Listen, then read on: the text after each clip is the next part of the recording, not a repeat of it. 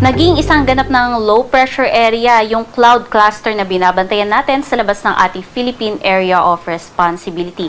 At huli nga yang namataan sa layong 1,070 kilometers east-northeast o silangan-hilagang-silangan ng Eastern Visayas. At base nga sa ating analysis ay meron na nga ngayon itong medium chance na maging isang ganap na bagyo sa loob ng 2 araw. At sa nakikita nga natin, maaari na din itong makapasok sa loob ng Philippine Area of Responsibility ngayong gabi. At patuloy nga itong kikilos pahilagang o pakanluran, hilagang-kanluran sa mga susunod pa na araw. Samantalang bukod dito, meron din tayong easterlies o yung mainit na hangin galing Pasipiko na nakakaapekto sa buong bansa.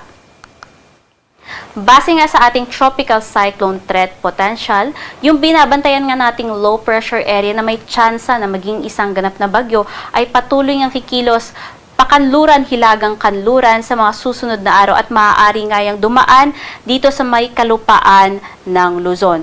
Bagaman sa ngayon ay marami pang mga pagbabagong mangyari dahil nga mataas pa yung uncertainty kung saan talaga yung magiging direksyon o pupuntahan nga nitong low pressure area, kaya patuloy pa rin tayong mantabay sa mga updates hinggil nga sa development nitong low pressure area. Sa magiging lagay naman ng panahon ngayong hapon hanggang bukas ng hapon, asahan nga natin na dito sa Metro Manila, maging sa may Zambales, Bataan, Aurora, Pampanga, Bulacan, hanggang dito sa may Calabarzon, Bicol Region, Mindoro, Marinduque, Romblon, ay makararanas ng mga kalat-kalat na mga pag-ulan dala ng easterlies. Sa nalalabing bahagi naman ng Luzon, asahan yung pagiging mainit at maalinsangan ng panahon at may tsansa ng mga pulu-pulong mga pag-ulan sa hapon hanggang gabi. Ang temperatura nga ay may kataasan pa rin dito sa may Northern Luzon at maaari pang umabot ng 34 degrees Celsius sa Tuguegarao at 33 degrees Celsius naman dito sa may Lawag. Samantalang sa Metro Manila, aabot ng 25 hanggang 30 degrees Celsius. Sa magiging lagay naman ng panahon dito sa may Palawan, Calayan Islands, hanggang dito sa may Northern Samar, makararanas din ng matataas na tsansa ng mga pag-ulan at makulimlim na panahon, dala rin yan ng easterlies. Sa nalalabing bahagi pa ng Visayas at Mindanao, magiging maganda ang panahon, puwera na lamang sa tsansa ng mga pulu-pulong mga pag-ulan sa hapon hanggang gabi.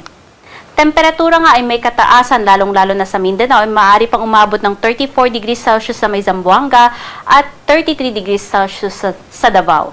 Samantalang sa nalalabing bahagi naman ng Visayas, more on aabot ng 31 to 32 degrees Celsius. Sa magiging lagay naman ng ating karagatan, wala tayong nakataas na gale warning, kaya naman malayang makapaglalayag lahat ng sasakyang pandagat. Ngunit patuloy pa rin na pag-iingat para sa ating mangisda at maliliit na sasakyang pandagat dahil andyan pa rin yung mga tsansa ng mga offshore thunderstorm na maaaring makapagpataas ng pag-alon. Sa magiging lagay naman ng panahon sa susunod na 3 araw dito sa Luzon, asahan nga natin na by Thursday, dahil papalapit nga yung low pressure area dito sa Luzon, magiging makulimlim at matataas ang tsansa ng mga pag-ulan dito sa may Northern Luzon, Metro Manila, maging sa may iba pang bahagi ng Central Luzon at dito rin sa may Legazpi City.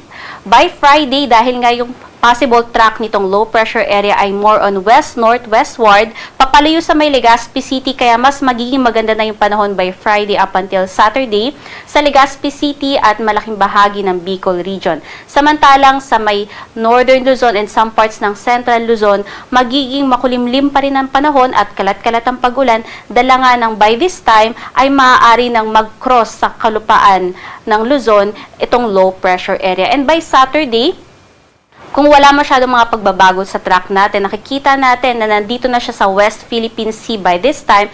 Kaya naman, magiging maganda na yung panahon sa malaking bahagi ng Luzon. Pwera na nga lamang more on dito sa may western side ng Luzon, kasama nga dyan ng Ilocos Region, and possibly some parts ng western central Luzon. Sa magiging lagay naman ng panahon dito sa may Kabisayaan, although may mga pag-ulan ngayong hapon hanggang bukas ng hapon dito sa may Northern Samar, pagsapit nga ng Huwebes ay magiging patuloy na maganda yung panahon, pero paghahandaan pa rin po natin yung tsansa na mga localized thunderstorms ay yung mga pulo-pulo mga pag-ulan, pagkidlat at pagkulog, dahil kahit saglitan lamang ito ay maaari na agad magdulot ito ng mga pagbaha, lalong-lalo na nga sa mga syudad at mga lugar na malapit sa ilog. Ang temperatura din ay may kataasan, lalong-lalo na dito sa may Eastern Visayas, maaari pang umabot hanggang 33 degrees Celsius. Sa magiging lagay naman ng panahon dito sa Mindanao, dahil nga wala naman tayong inaasahan mga malawakang mga pag-ulan, magiging generally fair weather, mag-init at maalinsangan. Ngunit dahil nga mainit, madalas yung pagkakaroon ng mga localized thunderstorms sa hapon hanggang gabi. Temperatura maaaring umabot hanggang 33 degrees Celsius.